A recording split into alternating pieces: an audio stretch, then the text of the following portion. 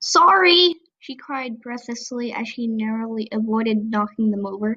I just needed to be outside for a moment. Look at that sunset! Great kingdoms! It is freezing out here! I might literally die! But obviously I can't go back inside and miss the sunset. I can handle a little cold, right?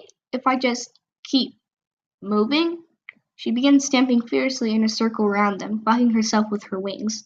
She was a nightwing, the first nightwing Arctic had ever seen. He'd known she would be black, but he hadn't expected the underscales of dark green on her chest or the silver scales that glittered here and there across the underside of her wings. Her eyes, too, seemed a little closer to dark green than to black, and they caught his without any fear.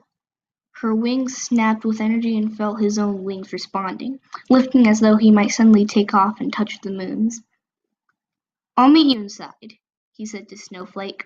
She paused, giving the Nightwing a disapproving look. "You can tell my mother I'm coming," he suggested. "Better hurry. She doesn't like to wait." Snowflake's forehead wrinkled into that enervated expression again, and she turned to whisk down the tunnel without even a bow or ritual farewell. "I suppose that's what I deserve," he thought, "since I didn't give her the greeting her rank requires." He stared after her for a moment, trying to imagine what it would be like to be married to Snowflake. Maybe she does have a personality, repressed fury, or maybe she's as unexcited about this match as I am. I'm not sure how to improve that situation. I mean, I'm a prince. If she marries me, she could hatch the next queen. What more could she want? "Who stuck an icicle up her snout?" asked the Nightwing. She started jumping up and down in place, grinning at him. "I'm afraid that was me, probably," he said. "It took me far too long to remember her name."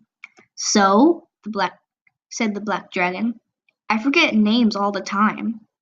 "Well, I'm not supposed to forget anyone's," he said. "Also, we're kind of engaged to be married." The Nightwing started laughing so hard she had to sit down, which immediately made her leap up again with a yelp, shaking snow off her tail. "Are you all right?" he asked.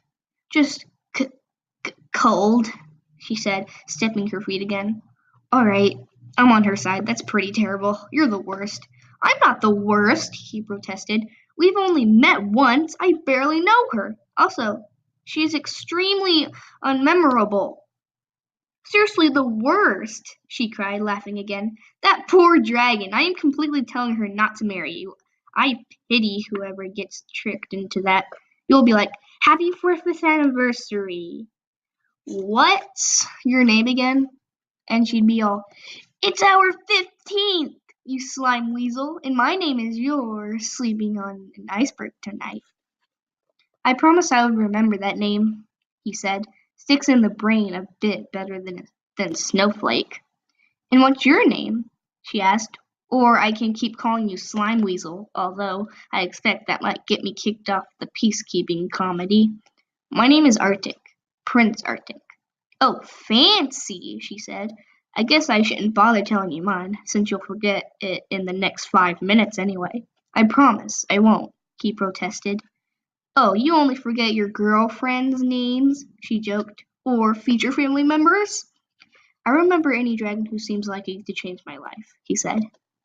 "That's not me!" she cried, looking genuinely startled. "I'm under strict orders not to do any damage or break any ice palaces or corrupt any ice wings or change any lives. Then again, I'm pretty sure I've never followed an order in my life. So, watch your back, ice palaces." "Never followed an order in her life?" Arctic looked at her, enchanted and satisfied. "How is that possible? Life was nothing but a series of orders. If you didn't follow them, wouldn't you get lost or drop to the bottom of the rankings or be thrown out of your tribe? Imagine only disobeying an order. Any order. Where would I even start?" "Ah! Why is it so cold?" The Nightwing leaped into the air and started doing vigorous somersaults. "Because this is the Ice Kingdom," he said, standing back out of her way. "It's true, though. Our climate is one of our best guarded secrets. Oh, he's a wise guy, too, she said, righting herself and landing again.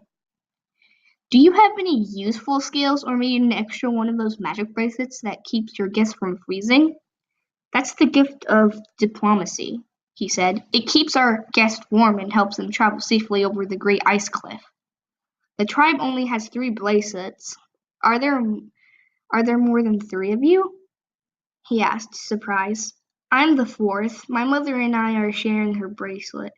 There was some back and forth sentences to get over your cliff. I probably should have asked for it before I came outside. We could go inside, he said, really fluently. Inside there would be other dragons. Infinitely more boring dragons, not to mention his mother, and probably a new set of rules about appeasing Snowflake, staying away from Nightwings, and generally acting more like an obedient puddle. Or we should stay to watch the rest of the sunset.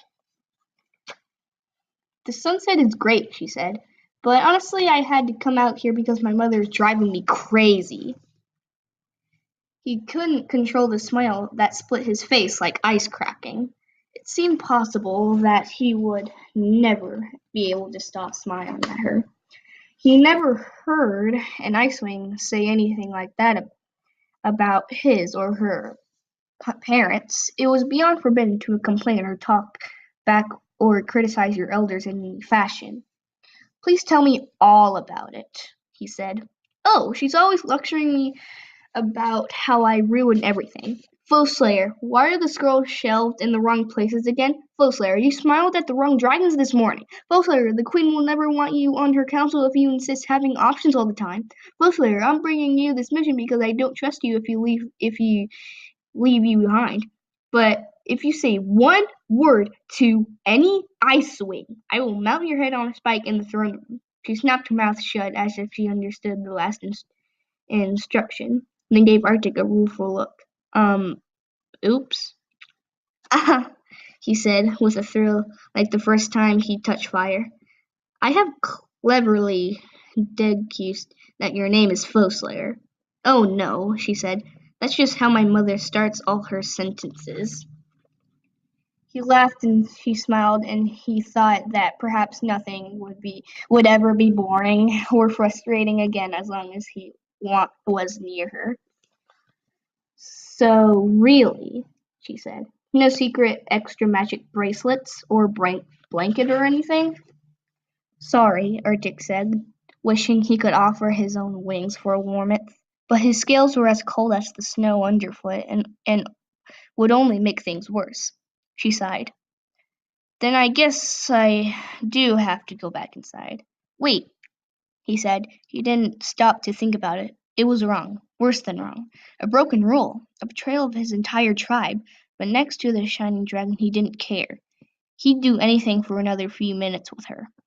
He unclipped the diamond earring from his ear, held it between his talons, and said softly, I enchant this earring to keep the dragon wearing it warm no matter the temperature, and to keep her safe no matter the danger. Her dark green eyes were wide in disbelief as she leaned over and gently curled the earring around her ear. His talons lingered there for a moment, brushing against the smooth warmth of her long dark neck. The shivering in her scales slowed to a stop, and she cautiously held out her wings to the cold air. Whoa, that worked, she said. So the rumors are true. Your tribe does have magic. Only a few of us, he said. And so does yours, doesn't it? Only a few of us, she echoed, and not like that. I don't have anything, for instance. Can you enchant anything? To do anything? And Miss Power, she said, taking a step closer to her. That's how it works. Then why don't the Icewings rule the entire continent? She asked, her tail skipping nervously over the snowy ground. You don't even need this alliance. You could destroy the Skydomes easily, couldn't you? He shook his head. The tribe has strict rules. We're only allowed to use our power once in a lifetime. Foeslayer's talons flew to the earring and she stared at him.